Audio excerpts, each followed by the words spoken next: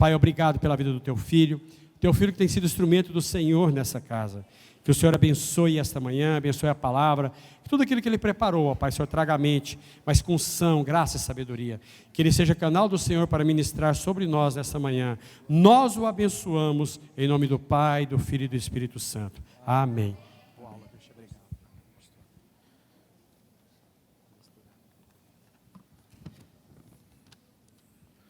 Bom dia, meus irmãos. Graça e a paz do Senhor Jesus. Amém? Amém, meus irmãos? Amém. Parece que vocês não tomaram café da manhã.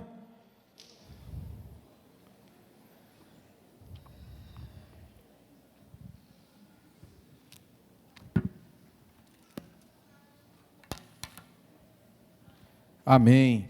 Nós estamos então hoje, aí já chegando na lição de número 8, cujo tema da lição está aqui à frente, a certeza do cristão, o Senhor está conosco. Pastor Roberto, instantes atrás, disse que se tem uma coisa que o crente precisa ter certeza, é que o Senhor sempre está conosco, amém? Você tem tido essa convicção dentro de você? Ou será que você tem passado por desertos, com aquela sensação de que o Senhor não está com você? O tema da lição de hoje, o propósito, o objetivo da lição de hoje, é nós entendermos que, por mais que nós passemos por dificuldades, o crente, o cristão, jamais pode duvidar da presença contínua do seu Criador com ele. Amém? Então, o objetivo da lição hoje é exatamente isso. Nós sairmos daqui com esta convicção. Pode vir o que vier, haja o que houver, mas o Senhor jamais nos abandonará. Como foi gratificante as duas canções que nós entoamos aqui, em louvor ao Senhor. Aquela primeira falando que Deus cuida de mim, que eu preciso aprender um pouco aqui, eu preciso aprender um pouco ali. Se uma porta se fecha, certamente outra se abre. Por quê? Porque certamente o Senhor é quem está no controle. O nosso problema, meus irmãos, é que nós não permitimos que o Senhor assuma o lugar dele verdadeiramente em nossas vidas. Não é Deus quem falha é o Filho, quem falha é o homem. E o meu desejo nessa manhã é que esta lição, ela sirva para mim e para você como um bálsamo, como um estímulo, para que nós saiamos daqui renovados em o nome de Jesus. Eu quero convidar você a ler comigo mais uma vez o texto bíblico básico que nós precisamos estar com a Bíblia aberta, tá bem? Nós estamos aqui numa escola, e escola a gente tem que ter livro. E o nosso livro aqui o que é, gente? É a Bíblia. Então mantenha sua Bíblia aberta aí no livro de Josué, e eu vou ler, você simplesmente acompanha a leitura, e eu vou repetir aqui o texto o bíblico básico. Josué, capítulo 1, versículo 2, depois nós vamos lá para o versículo 6. Diz assim a palavra do Senhor: Moisés, meu servo, é morto. Levanta-te, pois, agora, passa este Jordão, tu e todo este povo, a terra que eu dou aos filhos de Israel. Esforça-te e tem bom ânimo, porque tu farás a este povo herdar a terra que jurei a seus pais lhe daria. Tão somente esforça-te e tem muito bom ânimo, para teres o cuidado de fazer conforme toda a lei que meu servo Moisés te ordenou. Dela não te desvies, nem para a direita e nem para a esquerda, para que prudentemente te conduzas por onde quer que andares. Não se aparte da tua boca o livro desta lei, antes medita nele dia e noite, para que tenhas cuidado de fazer conforme tudo quanto nele está escrito, porque então farás prosperar o teu caminho e, então, prudentemente te conduzirás. Não te mandei eu? Esforça-te e tem bom ânimo, não pasmes, nem te espantes, porque o Senhor teu Deus é contigo, por onde quer que andares. E Josué, capítulo 3, de 15 a 17, diz o seguinte: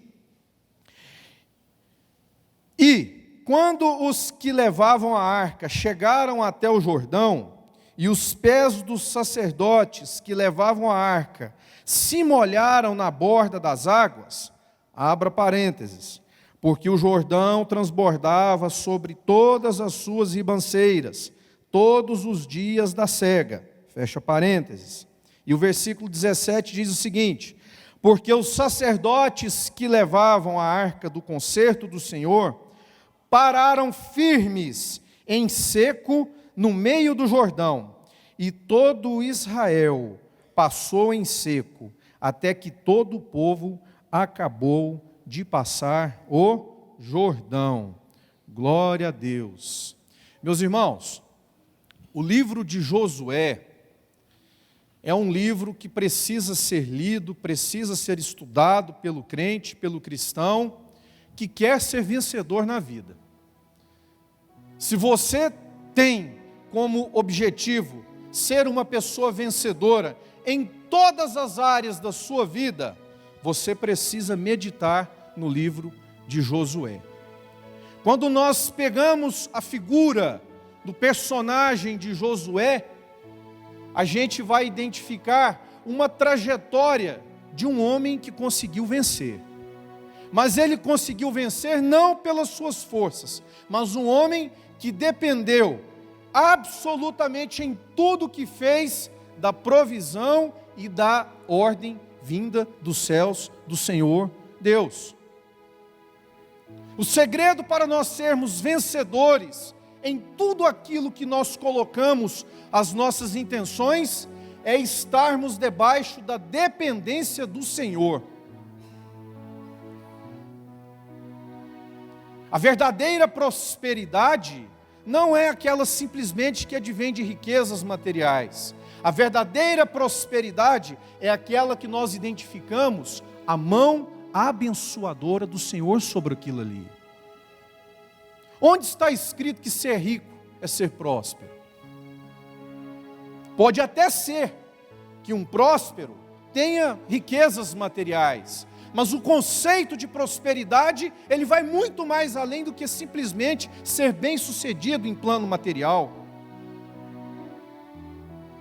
A pessoa pode estar parca, pode estar escasso de recurso financeiro, mas ela é próspera, porque aonde ela coloca a planta dos pés dela, ali tem a bênção do Senhor, ali tem a aprovação do Senhor. E Josué nos ensina muito em relação a isso. Antes de nós entrarmos aí na figura do personagem de Josué, eu quero rapidamente explicar para vocês o contexto da história que nós vamos estudar aqui. O livro de Josué, a sua autoria, na verdade não há uma definição sobre quem escreveu o livro de Josué. Ao que tudo indica, os estudiosos nos afirmam, e há evidências na palavra de Deus, que grande parte do conteúdo da mensagem trazida no livro de Josué adveio dos próprios relatos de Josué. Mas há em determinados momentos no livro que histórias que são lançadas, que são narradas no livro, aconteceram após a sua morte. Ou seja, há evidências que não somente Josué participou da redação, da elaboração do livro, mas algum outro personagem que a palavra de Deus não nos relata. O público-alvo do livro de Josué, à época, foi o próprio povo de Israel, que estava praticamente no meio de uma promessa. Uma promessa que o Senhor havia feito, aliançado, lá no início com Abraão, de que um dia devolveria o seu povo, levaria de volta o seu povo para a terra prometida. Então, o povo é levado cativo, ficou anos sendo escravo no deserto, no Egito. Moisés é levantado então como homem para retirar o povo do Egito. O povo sai do Egito, vocês conhecem muito bem a história, o foco aqui não é esta.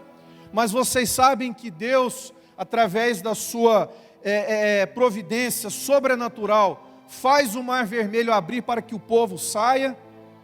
O povo peregrina por 40 anos no deserto, e no final, meus irmãos, desses 40 anos, finalmente, o povo hebreu chega às margens da terra prometida, a terra que emana leite e mel, a Canaã prometida pelo Senhor. E aí neste conceito então, nesta situação que se insere Josué.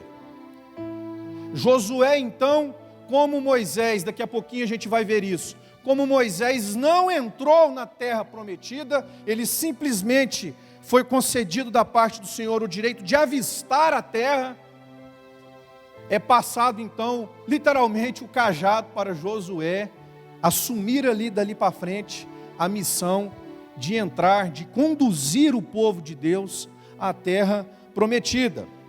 A data em que este episódio aconteceu, bom, Josué morreu por volta do ano de 1390 a.C. Então o livro provavelmente foi escrito entre o começo da conquista da terra prometida com a morte de Josué, sendo que a edição final do livro pode ter acontecido pouco tempo depois, porque há relatos no livro de Josué de fatos que aconteceram após a sua morte.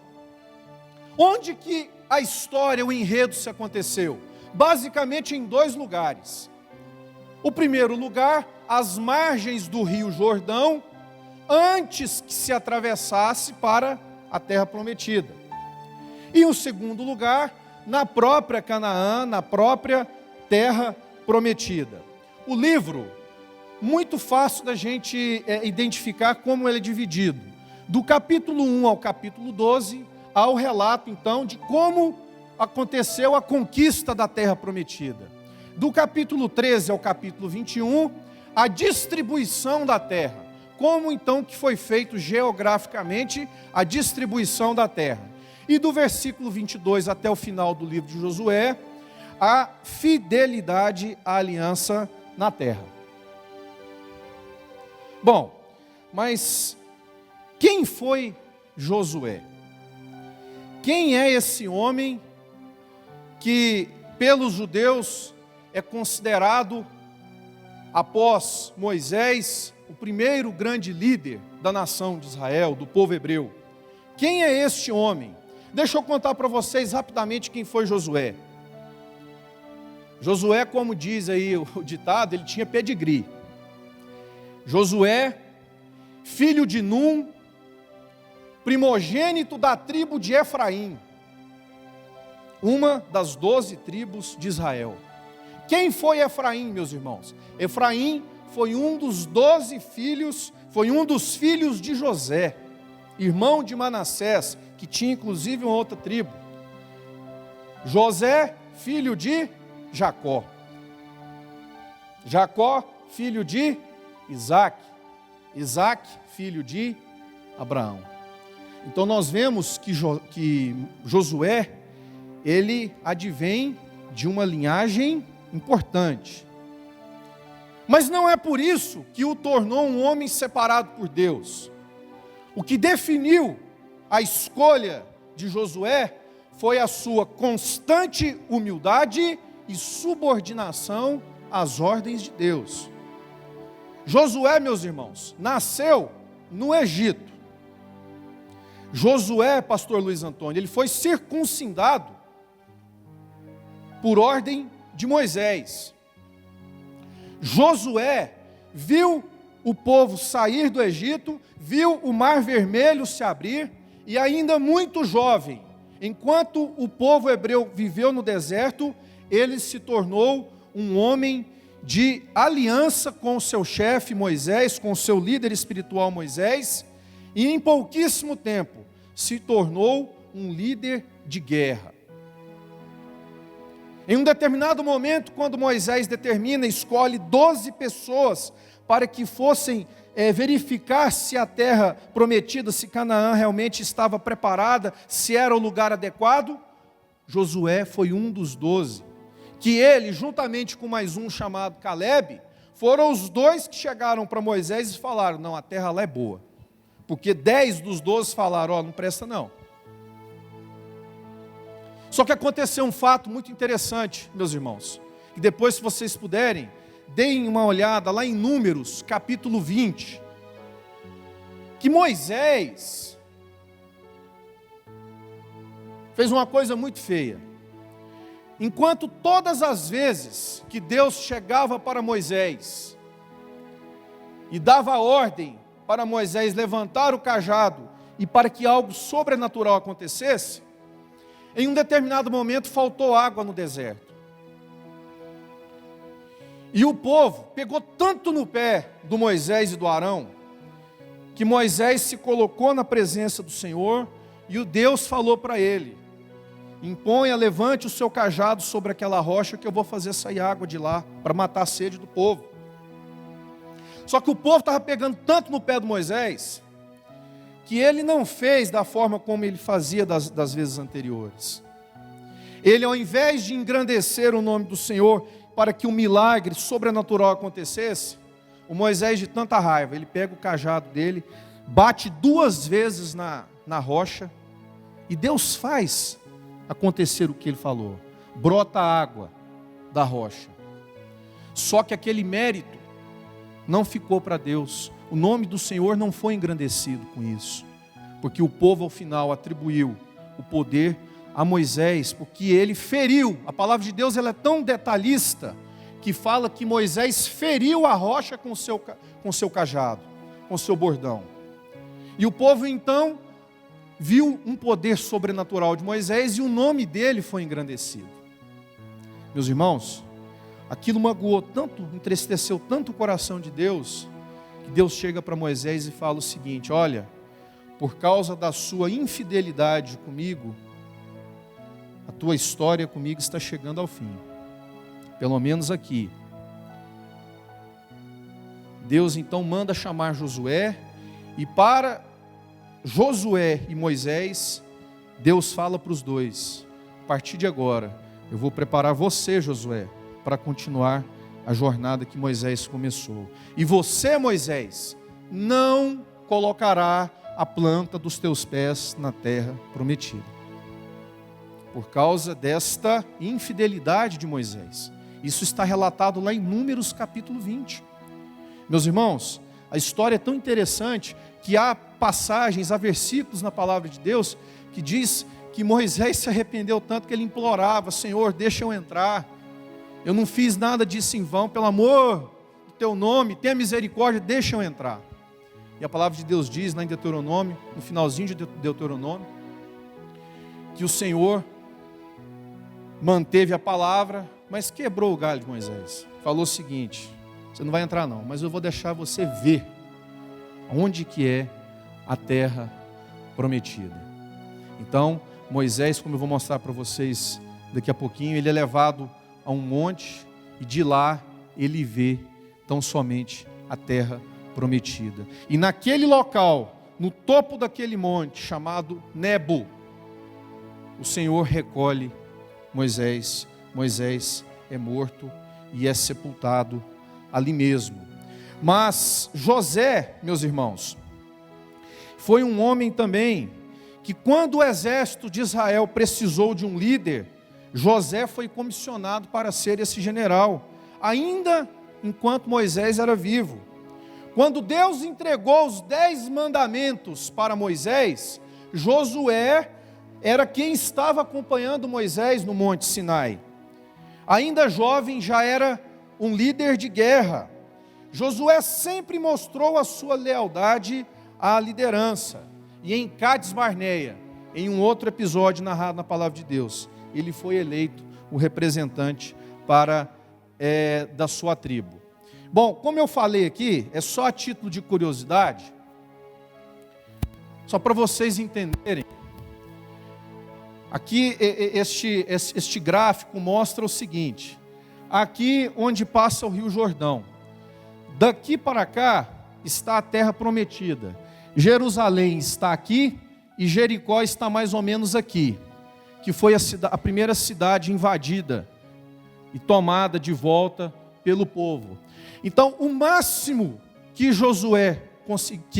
que Moisés conseguiu chegar foi neste monte do lado de cá do Rio Jordão. Então ele, como é um vale, uma depressão, do alto ele conseguiu avistar onde era a terra prometida. Então Moisés foi tão somente até ali. Em um outro gráfico, meus irmãos, olha aqui nesse cantinho de cá, lá em cima, vocês vão ver o Rio Jordão passando, a cidade de Jericó e o Monte Nebo do lado de cá. Então, foi o máximo aonde Moisés conseguiu chegar. Dali para frente, quem assume então a direção? Josué.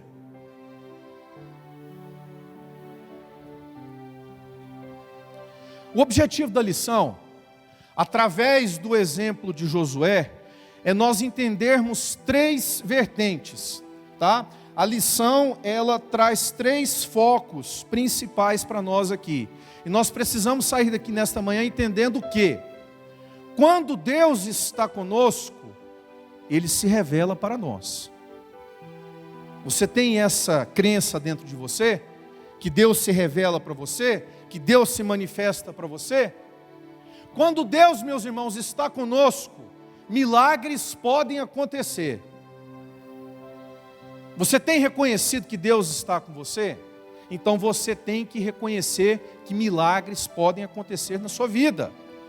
E a terceira vertente, quando Deus está conosco, Ele sempre nos exaltará.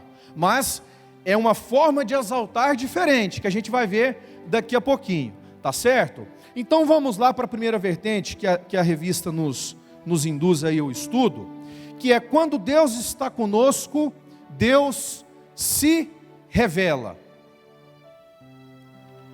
Minutos atrás eu fiz a seguinte pergunta aqui para a igreja: será que você tem passado por desertos com aquela sensação de que Deus não está presente?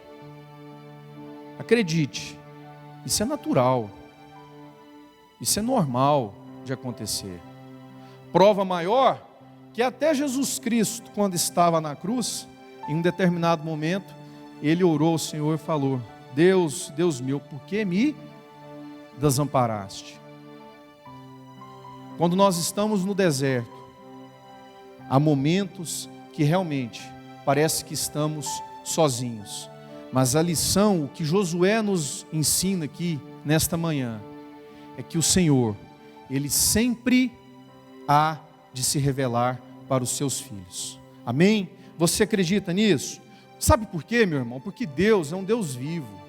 Nós servimos a um Deus que quer ter relacionamentos com seus filhos. Antes de toda a criação do universo, do mundo, Deus já tinha um plano de se relacionar com a maior sublime criatura sua, que é o homem. Uma criatura que por sua infinita bondade e sua infinita misericórdia, nós somos alcançados e conquistados o direito de sermos chamados de filhos de Deus, co-herdeiros do trono de Cristo. Então Deus, Ele quer ter relacionamento com seus filhos. E o caso de Josué nos mostra de forma muito clara um relacionamento de Deus com seu filho, estabelecendo uma relação de proximidade. As palavras de Deus a Josué foram palavras de cuidado, de garantia de cuidado, de proteção e presença em meio às dificuldades. A revelação de Deus a Josué, concedida através do que nós lemos aqui em Josué capítulo 1, mostra que Deus tem o desejo de se relacionar e de se mostrar presente para os seus filhos. Você acredita nisso? Amém? Vamos sair daqui nesta manhã com essa convicção, meus irmãos, que o Senhor, Ele tem intenção, Ele tem vontade de se manifestar, de se revelar para nós. Mas esse mesmo Deus que tem a intenção de ter um contato próximo com a sua criatura, com o seu filho, é o mesmo Deus que aponta as diretrizes que nós devemos seguir. É o mesmo Deus que aponta para nós as responsabilidades que devemos seguir. A revista nos traz um comentário muito interessante nesse ponto, a respeito de um Deus proativo, de um Deus que estabeleceu uma promessa com o seu povo, e para que a sua promessa fosse cumprida, ele não mediu consequências para que aquilo fosse finalizado. Eu não sei se vocês observaram no texto base da lição de hoje, mas em determinado momento, Deus chama para si algumas responsabilidades. A promessa era de Deus, de dar ao seu povo a terra prometida. E ele estabelece de forma muito clara os passos e as responsabilidades que ele iria executar e as responsabilidades que ele determinou para que Josué cumprisse. No versículo 3 e versículo 5, fala o seguinte, olha o que Deus fala para Josué. Josué, todo lugar que pisar a planta do vosso pé, vou-lo tendo dado, como eu disse a Moisés. Então Deus assumiu a responsabilidade de garantir que aonde ele colocar a planta dos pés dele, ali seria uma terra a ser dada por conquista. No versículo 5, meus irmãos, Deus fala para Josué o seguinte: ninguém te poderá resistir todos os dias da sua vida. Como fui com Moisés, assim serei contigo. Não te deixarei e não te desampararei. Ou seja, Deus é um Deus que quer se relacionar conosco e Deus que chama para si mesmo as responsabilidades que Ele determina que Ele vai cumprir. Agora, o sucesso da empreitada final, naturalmente não é o que Deus promete, porque Deus não é homem para que minta e nem filho do homem para que se arrependa. O sucesso de tudo é a obediência do Filho de Deus às responsabilidades que Deus determina que os filhos cumpram. E aí, logo em seguida, Deus determina e Deus fala o que Josué tem que fazer. E Josué segue à risca exatamente os passos que Deus determinou. E esse foi o grande sucesso. Diferente, meus irmãos, do que se costuma supor por aí, Deus não faz tudo sozinho. A garantia da conquista da terra prometida era uma garantia de Deus. Mas deixa eu te falar uma coisa. Há milagres, há dois tipos de milagres. Há milagres que acontecem pela total e absoluta soberania do Senhor, e há milagres também de parceria. Há milagres onde Deus determina que vai fazer uma parte e determina que o filho, que o homem faça a sua respectiva parte. O primeiro milagre de Jesus, nas bodas, transformando água em vinho. Milagre de soberania. Jesus simplesmente transformou água em vinho e não dependeu da ação humana para que aquilo acontecesse. Mas há milagres, meus irmãos, que eles somente vão acontecer na minha vida e na sua, se nós fizermos a nossa parte. Vocês acham que Deus permitiria que a terra prometida fosse conquistada pelo seu povo, se o seu líder maior, no caso Josué, descumprisse exatamente o que Deus havia determinado para ele? Vocês já imaginaram se a soberba subisse para a cabeça de Josué, se Deus permitiria que a terra fosse conquistada?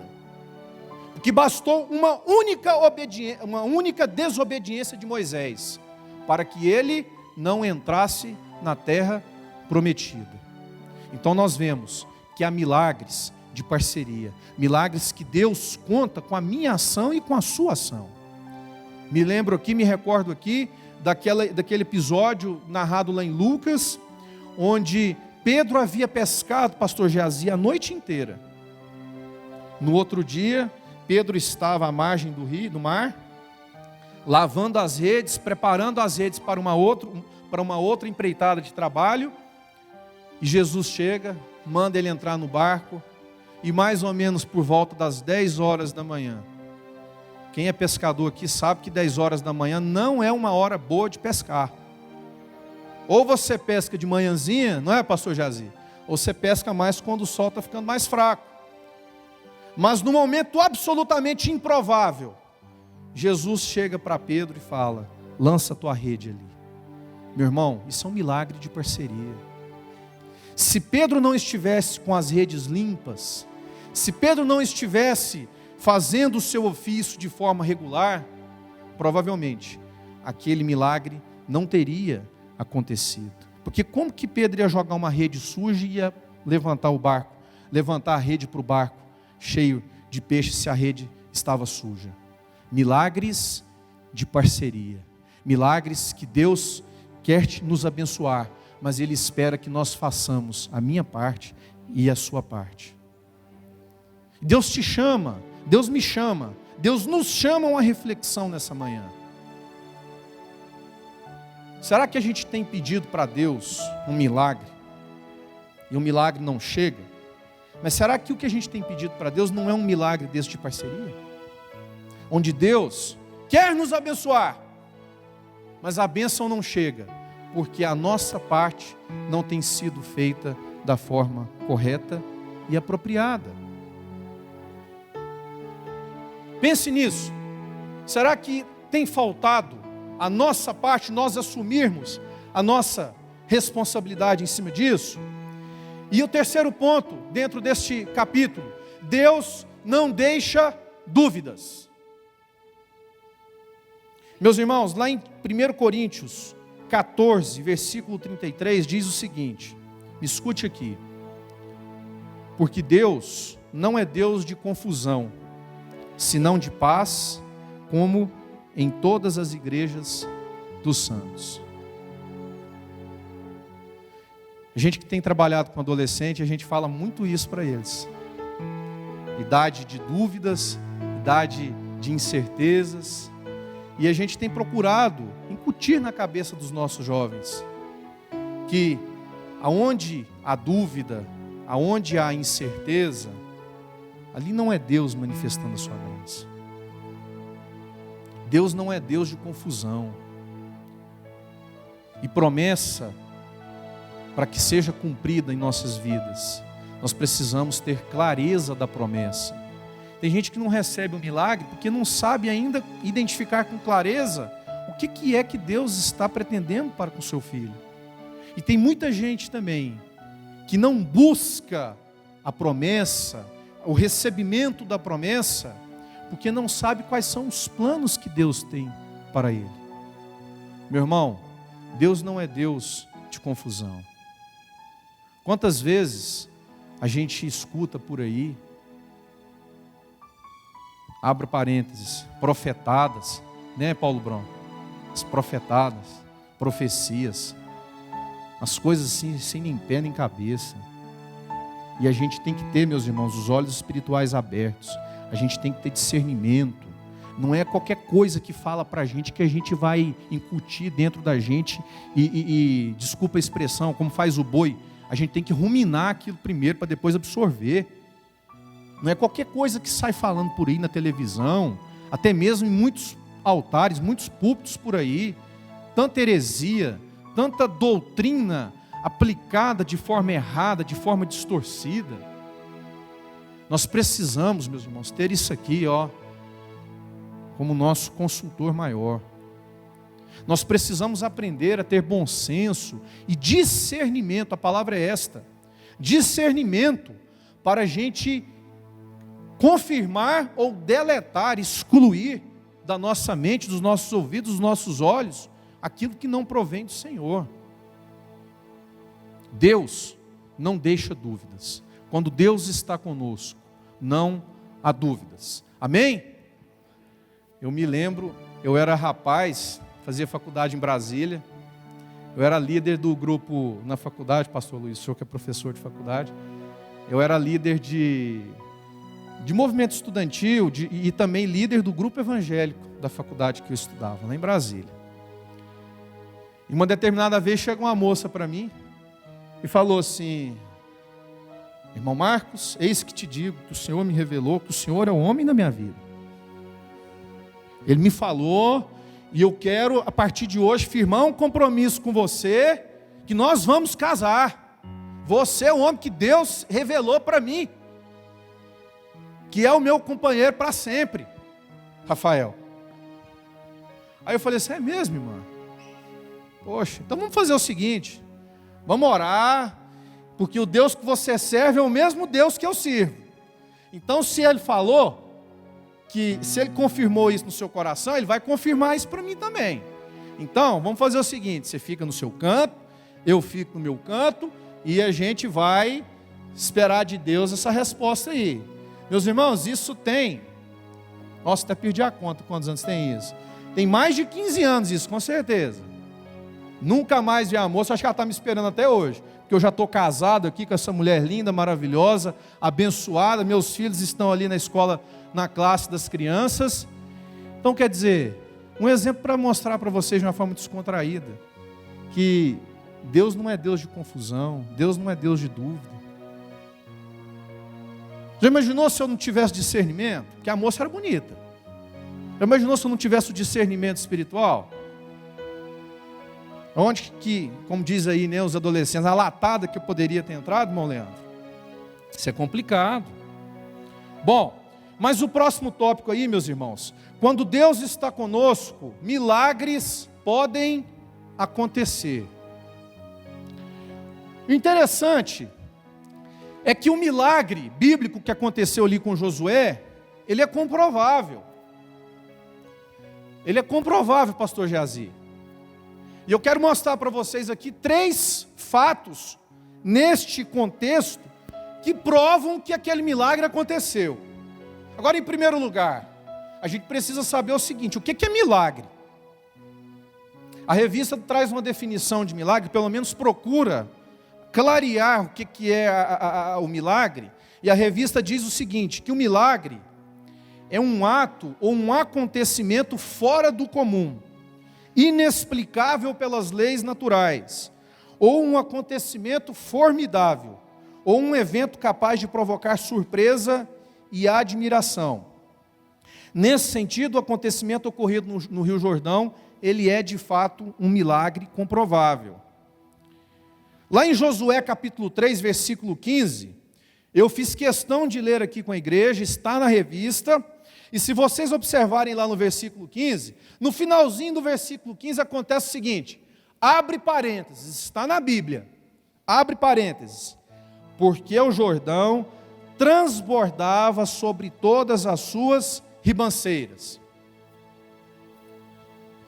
Pastor Silas, naquela época que antecedia a Páscoa, era a época das chuvas da primavera. Principalmente o Monte Hermon, a neve derretia, tinha muita chuva e isso fazia com que o rio transbordasse as suas margens. Então, para os céticos, para aqueles que não acreditam, se eles estivessem num período de estiagem, era muito fácil aí um físico desses aí, um materialista desses aí, falar o seguinte, não, estava na época da seca, foi fácil deles atravessarem o rio. Mas, meus irmãos, a palavra de Deus fala com detalhe, que o Jordão transbordava nas suas margens. E Deus havia estabelecido que Ele garantiria, determinou que os sacerdotes pegassem a arca da aliança e na hora certa, eles atravessariam o rio Jordão. E nenhuma gota de água molharia as sandálias dos pés deles.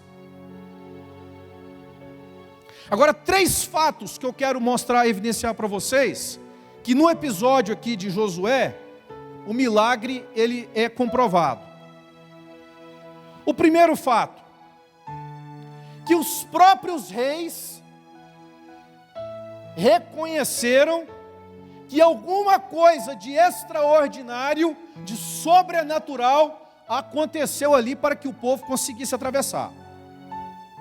Há na Bíblia o relato de que os reis, Josué 5, versículo 1, fala o seguinte, e sucedeu que, ouvindo todos os reis dos amorreus que habitavam deste lado do Jordão, ao ocidente, e todos os reis dos cananeus que estavam ao pé do mar, que o Senhor tinha secado as águas do Jordão, de diante dos olhos de Israel, até que passassem. Agora olha o que a Bíblia fala: desfaleceu-se-lhes o coração, e não houve mais ânimo neles, por causa dos filhos de Israel. Deixa eu te explicar aqui. Quando o povo volta para Canaã, Canaã estava sendo ocupada por outros povos, principalmente os cananeus. Aqueles povos, Deus dá ordem então para Josué para invadir e acabar com aqueles povos. E os reis, tanto de uma margem quanto da outra, quando viram que tinha mais de 40 mil homens, só de soldados, meus irmãos, era mais de 40 mil, a palavra de Deus diz, todos da tribo de Efraim. Cada tribo tinha uma função organizacional. Os da tribo de Efraim, a Bíblia fala que só de guerreiros eram 40 mil. E Deus falou o seguinte: põe os guerreiros na frente da Arca da Aliança. E quando os reis dos amorreus, dos cananeus, viram que o mar secou, que o mar abriu, para que eles passassem, o coração deles perdeu qualquer coragem, qualquer ousadia. Isso é uma comprovação de um milagre, porque o inimigo reconheceu que algo sobrenatural aconteceu. Segunda evidência que eu quero deixar registrado para vocês: quando Josué atravessa e Deus fala para eles então se preparar para conquistar Jericó, Josué manda 2 espiões visitar a cidade. Esses 2 espiões chegam e se escondem na casa de uma mulher, uma prostituta, chamada Raabe. E eu não sei se você sabe, mas fique sabendo, essa mulher alcançou tanta graça e misericórdia do Senhor, que se você for olhar lá em Mateus, no início do Novo Testamento, você vai ver que ela faz parte da genealogia de Jesus. E aquela mulher decide preservar a vida daqueles homens e não entregá-los para o rei de Jericó. Em um determinado momento, quando ela está conversando com aqueles homens, olha o que a Raabe fala para eles. Está lá em Josué 2, versículo 9.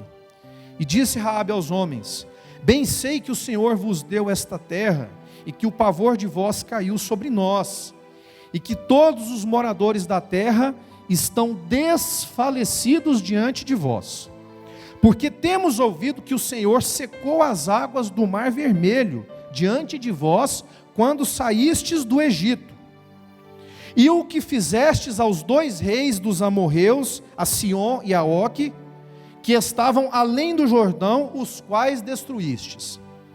O que ouvindo, desfaleceu o nosso coração. Agora escute aqui, meu irmão, o que a Raabe fala para os 2. E em ninguém mais há ânimo algum, por causa da vossa presença, porque o Senhor vosso Deus é Deus em cima nos céus e embaixo da terra. Há comprovação, o testemunho vindo da parte de Raabe, de que não só os reis, mas toda a população, toda a sociedade já tinha ouvido falar dos feitos de Deus, até mesmo 40 anos antes, quando Deus já havia aberto o Mar Vermelho para que o povo dele saísse do Egito. E a terceira evidência que eu quero registrar para vocês nessa história de Josué, de que milagres realmente são comprováveis, meus irmãos, é que a Bíblia fala, lá em Josué, capítulo 5, a partir do versículo 4, uma coisa muito interessante. Como é bom, né, a gente estudar a palavra de Deus e ver os detalhes, os fatos, assim, cadenciados. Irmão Leandro, a Bíblia fala que da turma que saiu do Egito, da diáspora, que atravessou o Mar Vermelho e que ficou 40 anos no deserto, todos morreram. E que os filhos que nasceram no deserto, não tinham tido a experiência de ver o Mar Vermelho abrir. Somente um teve a experiência de ver. Quem? Josué. Falei que ele nasceu lá no Egito. E Moisés. Caleb também. Os dois. Tá certo, pastor Silso. Somente 2 viram. Agora olha o que acontece. Deus, no seu plano perfeito de entrega da terra prometida, ele tinha que ainda consertar 2 coisas que precisavam ser consertadas. Primeiro, no plano de Deus, os homens tinham que ser circuncidados para conquistarem verdadeiramente a terra prometida. Porque os que atravessaram o Mar Vermelho na saída do Egito foram circuncidados. Mas aquela nova geração não tinha sido circuncidada. E o segundo plano que precisava ser consertado, para que a entrega da terra prometida fosse realmente concluída, deveria ser celebrada a Páscoa. E os homens não poderiam entrar na Páscoa sem serem circuncidados. E Deus determina então que Josué promovesse a circuncisão de todos os homens. Mandou Josué preparar um bocado de faca e cortar lá o trenzinho dos meninos, tudo. E assim aconteceu. O que eu quero dizer para vocês que isso comprova o milagre? Meus irmãos, o povo, Deus já havia advertido Josué que assim que ele entregasse a terra prometida, que o povo se viraria contra Deus e começaria a adorar o Deus Baal e o Deus El, que era o Deus dos cananeus. Mas Deus, em sua infinita bondade, em sua infinita misericórdia, propiciou que aquela segunda geração tivesse uma experiência tão bonita e tão grandiosa como os seus pais tiveram quando atravessaram o Mar Vermelho na saída do Egito. E Deus então garantiu essa experiência, irmã Ruda, sobrenatural àquela segunda geração. Porque eles não viram o Mar Vermelho abrir, mas viram o Rio Jordão abrir e a Arca da Aliança atravessar com todo o povo. Sabe o que eu quero dizer para você com isso? Que Deus, Ele não mede esforços para mostrar para mim e para você, que quando Ele tem uma promessa, Ele vai até o fim para cumprir. Meus irmãos, o livro de Josué é tão rico em experiências com o Senhor, que há um determinado relato, que Deus, acredite no que eu vou te dizer, se é que você já não conhece essa história, Deus parou o tempo, para que a promessa dele fosse cumprida nos filhos dele. O sol parou, literalmente, o relógio da época parou, para que a bênção chegasse para o povo de Deus. E você acredita nisso? Você acredita que Deus pode parar o tempo para garantir que aquilo que Ele tem para você vai se concretizar na sua vida? Você acredita que Deus é capaz de parar o sol por você? Meu irmão, o mesmo Deus que tantos milagres conduziu aquele povo, que por 40 anos, dia e noite, colocava uma nuvem para dar direção para o povo, que diariamente fazia o maná descer do céu para alimentar o seu povo, aquele mesmo Deus da provisão, é o mesmo Deus que hoje, muitos anos depois, quer andar lado a lado comigo e com você. Isso nos mostra o quanto nós somos pequenos em nossa fé, quanto que nós estamos aí aquém das expectativas de Deus. Amém? E a terceira e último foco que a lição nos apresenta é o foco de que quando Deus está conosco, Ele nos exalta. Repetir comigo? Quando Deus está conosco, Ele nos exalta. Amém? Bom, mas que tipo de exaltação é essa? Será que é uma exaltação que visa um engrandecimento do homem? Será que esse que é o propósito e o sentido correto e apropriado desta exaltação? A gente vai ver que não é bem assim. Meus irmãos, lá em Lucas, no capítulo 18, há a parábola do fariseu e do publicano. Deixa eu ler rapidamente somente 2 versículos, para a gente entender aí o que é esta exaltação diferenciada, qual é o padrão de Deus para exaltar o filho dele.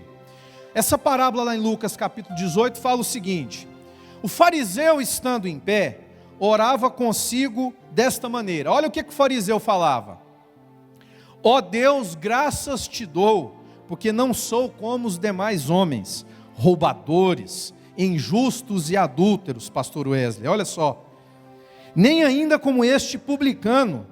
Jejuo 2 vezes na semana e dou os dízimos de tudo quanto possuo. Já o publicano, por sua vez, dentro da parábola, fala o seguinte: o publicano, porém, estando em pé, de longe, nem ainda queria levantar os olhos ao céu, de tanta vergonha que tinha, mas batia no peito e dizia: ó Deus, tem misericórdia de mim, que sou pecador. E Jesus então arremata a conclusão desta parábola dizendo o seguinte: digo-vos que este, o publicano, desceu justificado para a sua casa, e não aquele, no caso o fariseu, porque qualquer que a si mesmo se exalta, será humilhado, e qualquer que a si mesmo se humilha, será exaltado. Então qual é o critério para que Deus nos exalte? O critério é que nós nos humilhemos. Mas será que é aquela humilhação de nos expormos à vergonha? Não é isso, ao vexame, a uma condição inferior ao nosso próximo. Não é isso que o Senhor quer. Meu irmão, a humilhação que nós devemos entender aqui é aquela humilhação que nós entendamos, possamos entender que nós não podemos fazer nada sem a provisão de Deus. Nós não somos nada sem a ação de Deus. Aquele que verdadeiramente se humilha é aquele que coloca a sua vida inteiramente na dependência do Senhor. Aquele que bate no peito e fala: eu dou conta de resolver isso por conta própria. Isso não é um critério de humildade. Isso é um critério de quê? De autossuficiência, um critério de independência. E Josué nos mostra exatamente um exemplo contrário, porque ele conseguiu alcançar a promessa do Senhor, porque em tudo o que ele fez, ele se mostrou dependente, numa condição humilde, numa condição de servo. Será que a gente tem sido servo? Será que a gente tem sido realmente dependente do Senhor? Se o Senhor não guardar a casa, em vão são os que a vigiam. Então, meu irmão, o que adianta, está lá em Salmos, o que adianta a gente sair cedo para trabalhar, para conquistar o pão de cada dia? Senhor, cuida da minha casa, estou saindo para trabalhar, o Senhor fica aqui. Você chega, coloca o pé para dentro da sua empresa, do seu trabalho, faz todo tipo de falcatrua, todo tipo de desonestidade.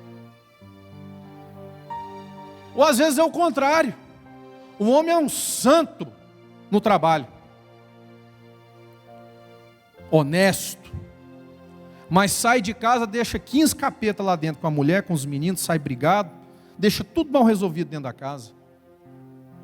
O que é esta total dependência? Meus irmãos, vida familiar, vida com Deus, amizades, vida profissional, em tudo em nossas vidas, nós precisamos estar buscando a dependência e a aprovação do Senhor. Esse é o desafio do cristão nos dias de hoje, é aprender a confiar 100%, integralmente na provisão do Senhor. A revista traz um ditado muito interessante, que a pior religião do mundo é aquela que não consegue quebrantar o coração do homem. A pior religião do mundo é aquela que não consegue quebrantar o coração do homem. Mas a palavra de Deus diz também que aquele que se humilha será exaltado. E a palavra de Deus diz que Josué, em momento algum, demonstrou a característica do orgulho, da soberba, do altruísmo. Josué, ele foi realmente um servo humilde.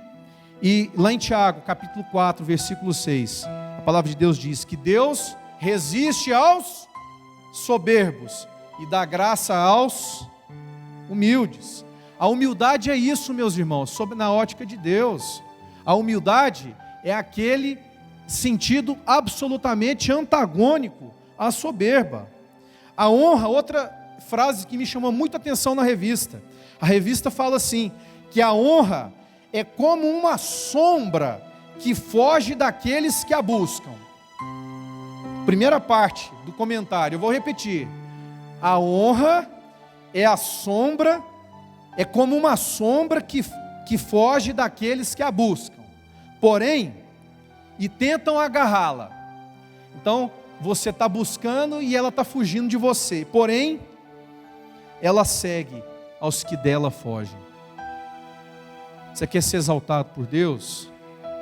Ande na contramão desse mundo. Aquilo que o mundo fala que é o certo, procura ver na palavra de Deus qual que é o caminho que Deus quer seguir, que você siga. E por fim, meus irmãos, quando Deus nos exalta, há celebração.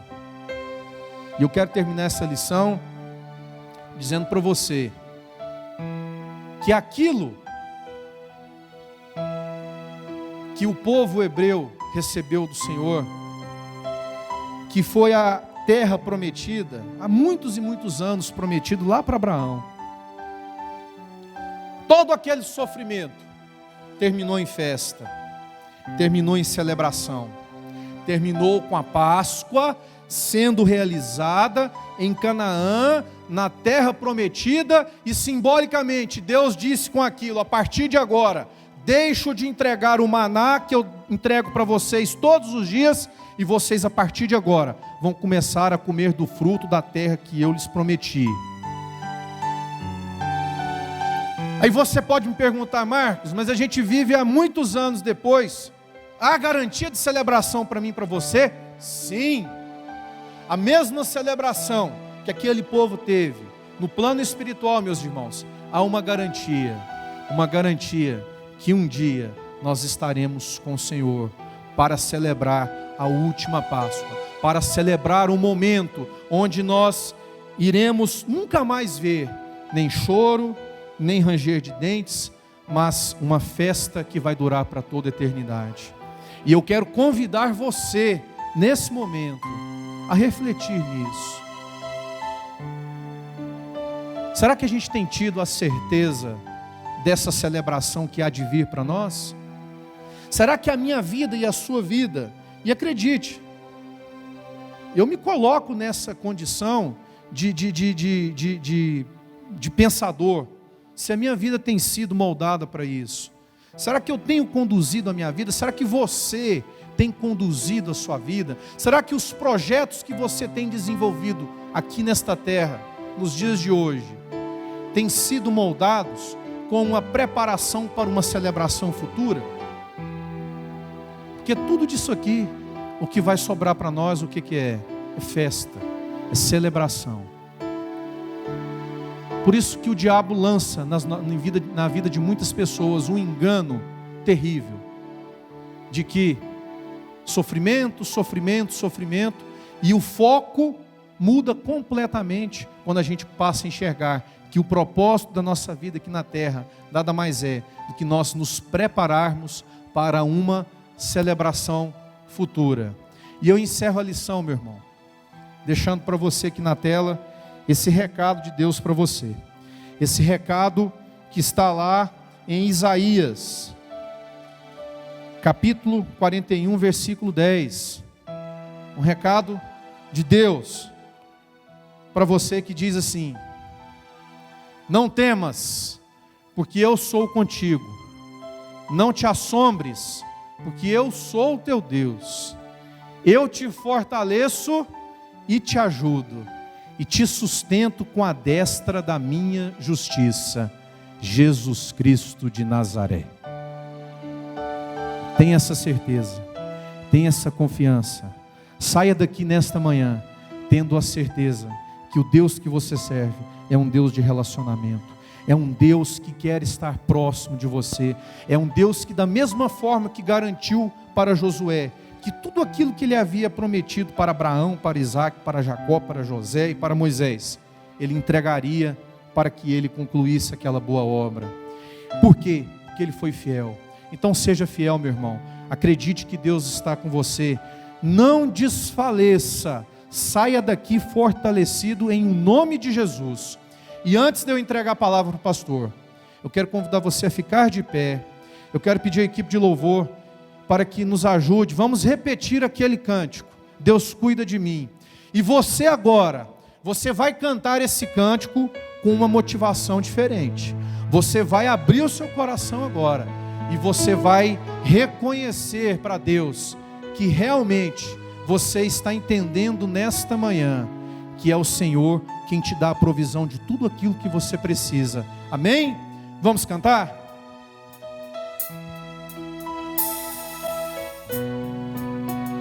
Eu preciso aprender um pouco aqui, preciso aprender um pouco ali. Eu preciso aprender mais de Deus, porque Ele é quem cuida de mim. Se uma porta